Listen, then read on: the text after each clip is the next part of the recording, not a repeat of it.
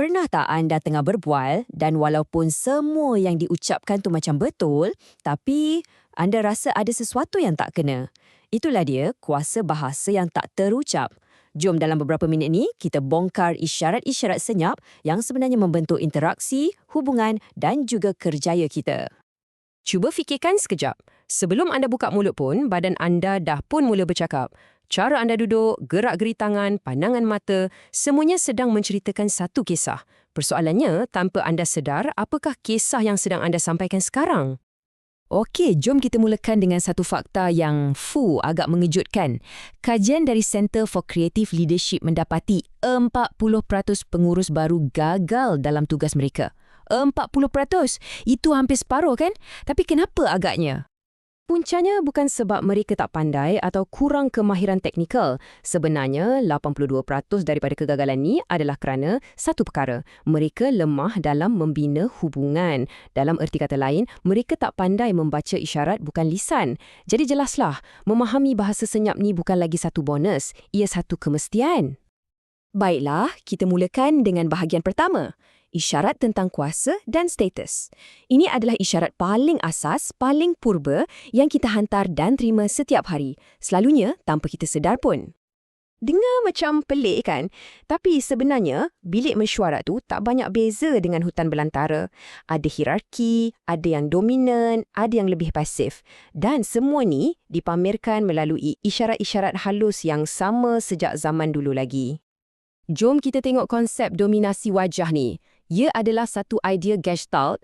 Maksudnya otak kita tak tengok satu ciri je, tapi tengok keseluruhan pakej wajah tu untuk tentukan kuasa seseorang secara tak sedar. Yang menariknya, kajian mendapati memang ada kaitan terus antara wajah yang nampak dominan dengan pangkat yang lebih tinggi dalam tentera. Jom kita bezakan. Sebelah kiri, ciri-ciri dominan. Kening tebal, dagu yang kuat, rahang yang bersegi. Semuanya macam isyarat kekuatan. Di sebelah kanan pula, wajah yang lebih lembut, lebih bulat. Otak kita buat penilaian ni dalam sekelip mata je tau sebelum kita sempat berfikir secara logik. Kuasa ni bukan setakat apa yang kita nampak, tapi apa yang kita dengar juga.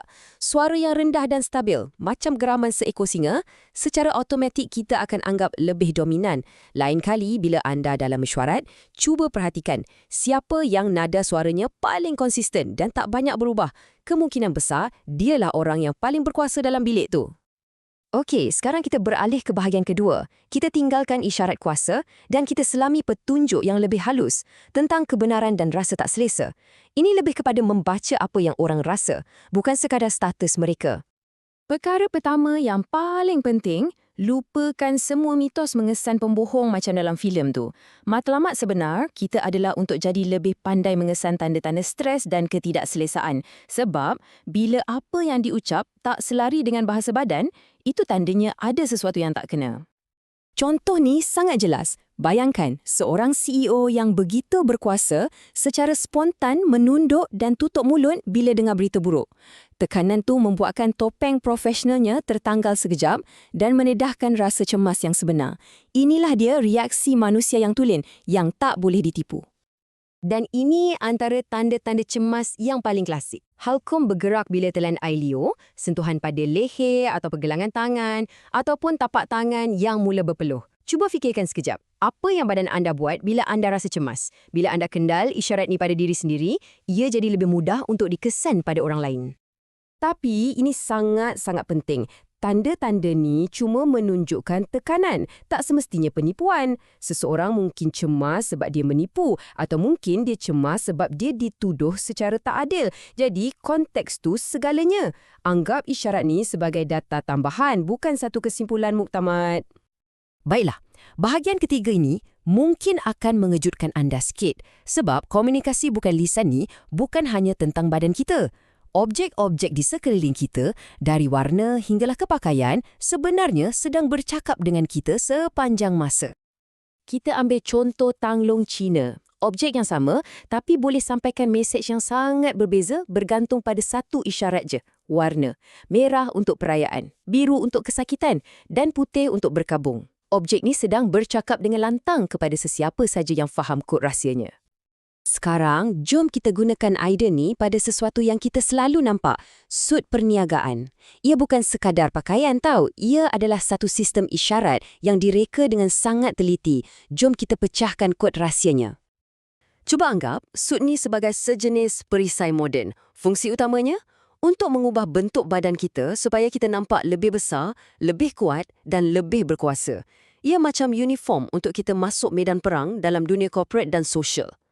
Dan idea ni sebenarnya bukanlah satu idea yang baru. Kalau kita tengok sejarah pakaian berkuasa untuk lelaki, matlamatnya sentiasa sama, untuk kelihatan lebih besar. Daripada toga orang Rom yang menebalkan bahu, sampailah ke sut moden hari ni, prinsipnya tak pernah berubah, kuasai ruang secara visual. Jadi, macam mana sut ni menipu mata kita? Pertama, pelapik bahu melebarkan badan. Kedua, lapel yang berbentuk V tu mencipta ilusi dada yang lebih bidang. Dan potongan yang kemas tu pula memberikan bentuk segitiga terbalik yang nampak stabil dan berkuasa. Setiap jahitan, setiap potongan, semuanya ada tujuan. Okey, kita dah sampai ke bahagian akhir. Kita dah belajar macam-macam isyarat. Jadi sekarang, persoalannya ialah macam mana kita nak gunakan semua pengetahuan ini dengan berkesan dan beretika dalam kehidupan seharian kita. Jadi, apa gunanya semua pengetahuan ni? Tujuannya bukan untuk jadi pandai memanipulasi orang lain. Sama sekali bukan. Sebaliknya, ia adalah alat untuk empati. Ia tentang mendengar apa yang tidak terucap supaya kita boleh faham dan berhubung dengan orang lain pada tahap yang lebih mendalam. Petikan ni merumuskan semuanya dengan baik. Pengetahuan datang dari belajar, tapi kebijaksanaan ia datang dari memerhati. Jadi, saya nak tinggalkan anda dengan satu soalan. Bermula hari ini, apa satu isyarat kecil yang akan anda mula perhatikan dengan lebih teliti pada orang di sekeliling anda? Dan untuk penutup, kita pinjam kata-kata dari detektif terhebat Sherlock Holmes. Anda melihat tetapi anda tidak memerhati. Dunia di sekeliling kita sentiasa berkomunikasi dengan kita tanpa henti. Cabarannya adalah untuk kita mula memerhati. Itulah kunci sebenar untuk mentafsir bahasa yang tak terucap.